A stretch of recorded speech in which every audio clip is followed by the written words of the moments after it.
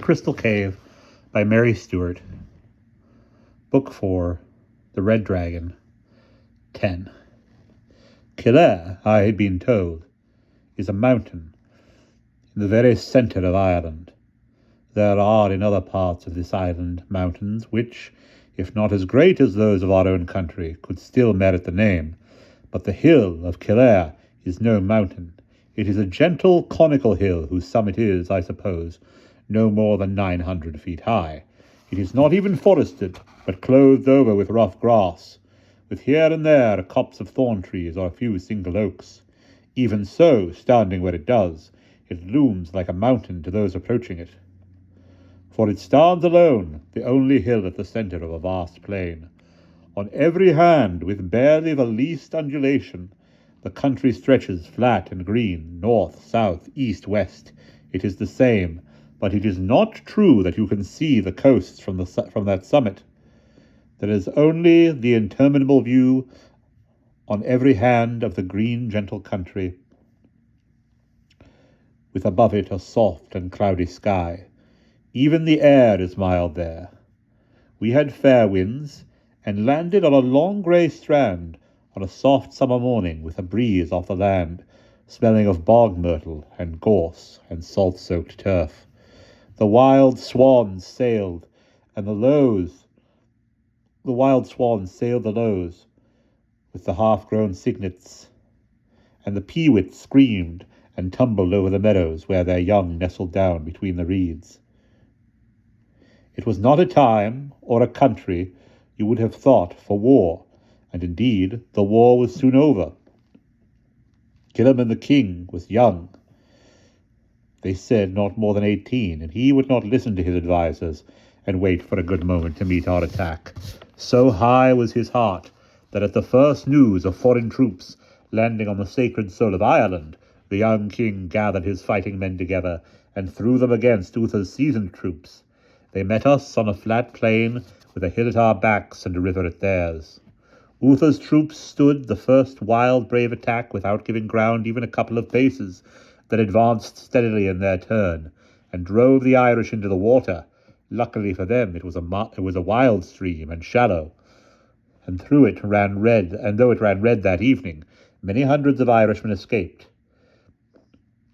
Gilliman the king was one of them, and when we got the news that he had fled west with a handful of trusted followers, Uther, guessing he would be making for Kildare, sent 1,000 mounted troops after him, with instructions to catch him before he reached the gates.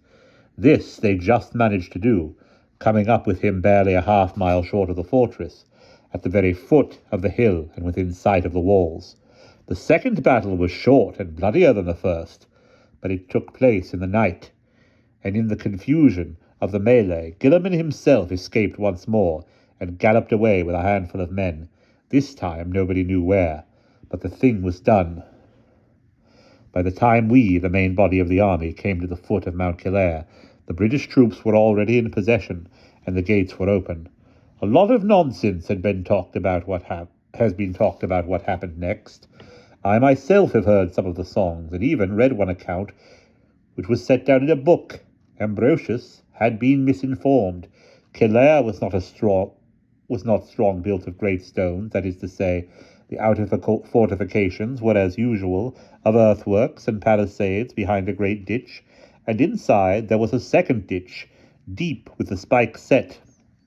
The central fortress itself was certainly stone-walled, and the stones were big ones, but nothing that a normal team with the proper tackle could not handle easily. Inside the fortress wall were houses, of the most part built of wood, but also some strong places underground, as we have in Britain. Higher yet stood the innermost ring, a wall round the crest of the hill, like a crown round the brow of a king, and inside this, at the very centre and apex of the hill, was the holy place. Here stood the dance, the circle of stones that was said to contain the heart of Ireland. It could not compare with the great dance of Almesbury, being only a single circle of unlinked stones, but it was impressive enough, and still stood firm with much of the circle intact, and 2 capped uprights near the centre, where other stones lay seemingly without pattern in the long grass. I walked up alone the same evening, The hillside was alive with the bustle and roar, familiar to me from Caerconnan, of the aftermath of battle.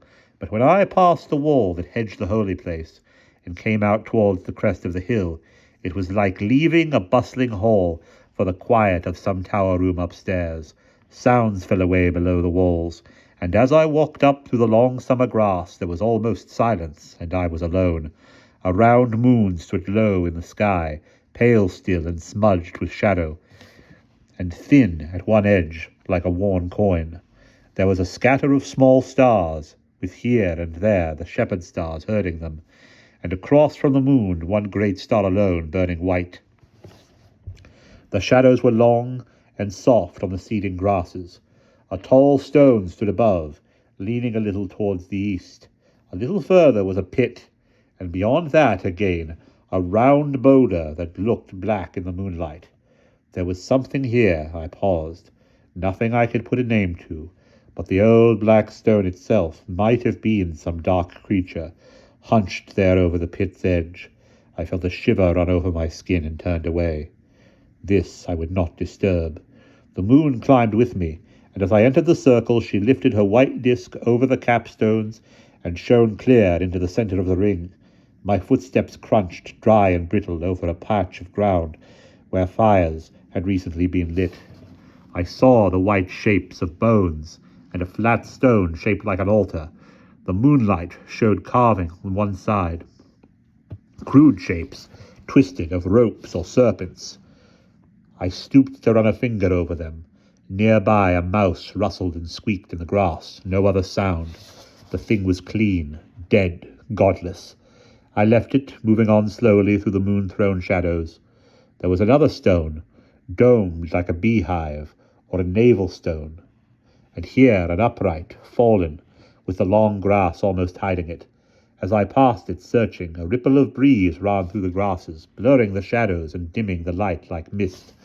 I caught my foot on something, staggered, and came down on my knees at the end of a long, flat stone which lay almost hidden in the grass. My hands moved over it. It was massive, oblong, uncarved, simply a great natural stone onto which now the moonlight poured. It hardly needed the cold at my hands, the hiss of the bleached grasses under the sudden run of wind, the scent of daisies to tell me that this was the stone. All round me, like dancers drawing back from a center, the silent stones stood black. On one side the white moon, on the other the king's star burning white. I got slowly to my feet and stood there at the foot of the long stone, as one might stand at the foot of a bed, waiting for the man in it to die. It was warmth that woke me, warmth and the voices of men near me. I lifted my head. I was half kneeling, half lying, with my arms in the upper part of my body laid along the stone.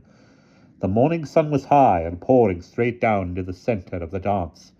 Mist smoked up from the damp grass, and its white wreaths hid the lower slopes of the hill. A group of men had come in through the stones of the dance, and were standing there, muttering among themselves, watching me. As I blinked, moving my stiff limbs, the group parted, and Uther came through, followed by half a dozen of his officers, among whom was Tremorinus. 2 soldiers pushed between them what was obviously an Irish prisoner. His hands were tied, and there was a cut on one cheek where blood had dried, but he held himself well, and I thought the men who guarded him looked more afraid than he. Uther checked when he saw me, then came across as I got stiffly to my feet.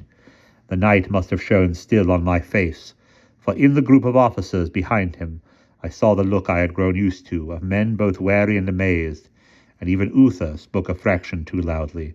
"So your magic's as strong as theirs." The light was too strong for my eyes. He looked vivid and unreal, like an image seen to be moving in water. I tried to speak, cleared my throat, and tried again. "I'm still alive, if that's what you mean." Tremorinus said gruffly, "There's not another man in the army would have spent the night here." Afraid of the black stone? I saw Uther's hand move in an involuntary gesture, as if it sprang of itself to make the sign. He saw I had noticed and looked angry. "Who told you about the black stone?" Before I could answer, the Irishman said suddenly, "You saw it? Who are you?" My name is Merlin. He nodded slowly. He still showed no sign of fear or awe. He read my thought and smiled as if to say, "You and I, we can look after ourselves." "Why do they bring you here like this?" I asked him. "To tell them which stone is the king's stone." Uther said, He has told us. It's the carved altar over there." "Let him go," I said. "You have no need of him, and leave the altar alone. This is the stone." There was a pause, then the Irishman laughed. "Faith, if you bring the king's enchanter himself, what hope as a poor poet? It was written in the stars that you would take it, and indeed it is nothing but justice. It's not the heart of Ireland that the stone has been the curse of, it, and maybe Ireland will be all the better to see it go." "How so?" I asked him. Then to Uther, "Tell them to loose him." Uther nodded, and the men loosed the prisoner's hands. He rubbed his wrists, smiling at me. You would have thought we two were alone in the dance. They say in times past that the stone came from Britain, out of the mountains in the west, in sight of the Irish Sea, and that the great king of all Ireland, Finn MacCumma was his name, carried it in his arms one night and walked through the sea with it to Ireland and set it here. "And now," I said, "we carry it a little more painfully back to Britain." He laughed. "I would have thought the great magician that's yourself would have picked it up with one hand." "I am no Fionn," I said. "And now, if you are wise, poet, you will go back to your home and your harp and make no more wars, but make a song about the stone and how Merlin the enchanter took the stone for the dance of Kildare and carried it lightly to the dance of the hanging stones at Ambry." He saluted me, laughing still, and went, and indeed he did walk safely through the camp and away, for in later years I heard the song he made. But now his going was hardly noticed. There was a pause while Uther frowned down at the great stone, seeming to weigh it in his mind. "You told the king that you could do this thing, is it true?" I said to the king that what men had brought here men could take away. He looked at me frowningly, uncertain, still a little angry. "He told me what you said, and I agree. It doesn't need magic and fine words, only a team of competent men with the right engineers. Tremorinus?" "Sir, if we take this one, the king's stone, there will be no need to trouble over much with the rest. Throw them down where you can leave them." "Yes, sir, if I could have Merlin. Merlin's team will be working on the fortifications. Merlin, get started, will you? I give you 24 hours. This was something the men were practiced at.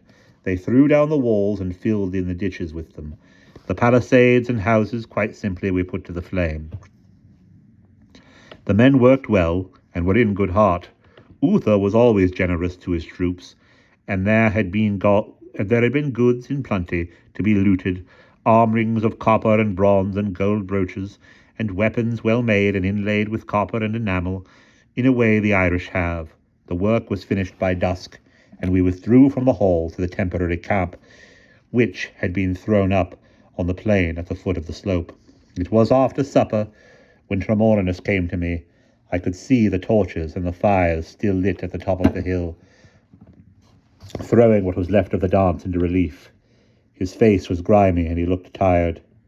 "All day," he said bitterly, "and we've raised it a couple of feet, and a half an hour ago the prop's cracked and it's gone back again into its bed. Why the hell did you have to suggest that stone? The Irishman's altar would have been easier." "The Irishman's altar would not have done."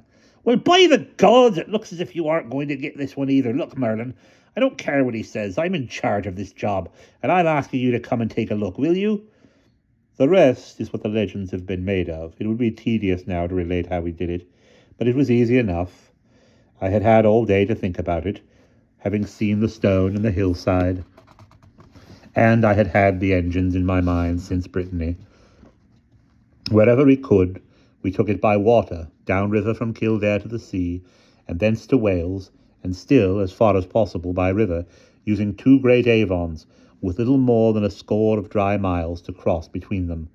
I was not Fionn of the strong arm, but I was Merlin, and the great stone travelled home as smoothly as a barge on untroubled water, with me beside it all the way. I suppose I must have slept on that journey, but I cannot remember doing so. I was wakeful as one is at a deathbed, and on that one voyage of all those in my life, I never felt the movement of the sea, but sat, they tell me, calm and silent, as if in my chair at home. Uther came once to speak to me, angry, I suppose, that I had done so easily what his own engineers could not do. But he went away after a moment, and did not approach me again. I remember nothing about it. I suppose I was not there. I was watching still between day and night in the great bedchamber at Winchester. The news met us at Caerleon. Pasentius had attacked out of the north with his force of German Saxon allies, and the king had marched to Carlisle and defeated him there. But afterwards, safely back at Winchester, he had fallen ill. About this, rumours were rife. Some said it was one of Pasentius's men who had come in disguise. Some said that one of Pasentius's men had come in disguise to Winchester, where Ambrosius lay abed of a chill, and had given him poison to drink. Some said the men had come from Meosa. But the truth was the same. The king was very sick at Winchester. The king's star rose again that night, looking, men said, like a fiery dragon, and trailing a cloud of lesser stars like smoke. But it did not need the omen to tell me what I had known since the night on the crest of Kildare, when I had vowed to carry the great stone from Ireland and lay it upon his grave. So it was that we brought the stone again to Almesbury, and I raised the fallen circles of the giant's dance into their places for his monument. And at the next Easter time, in the city of London, Uther Pendragon was crowned king. And that is the end of the 10th chapter and the end of the 4th book.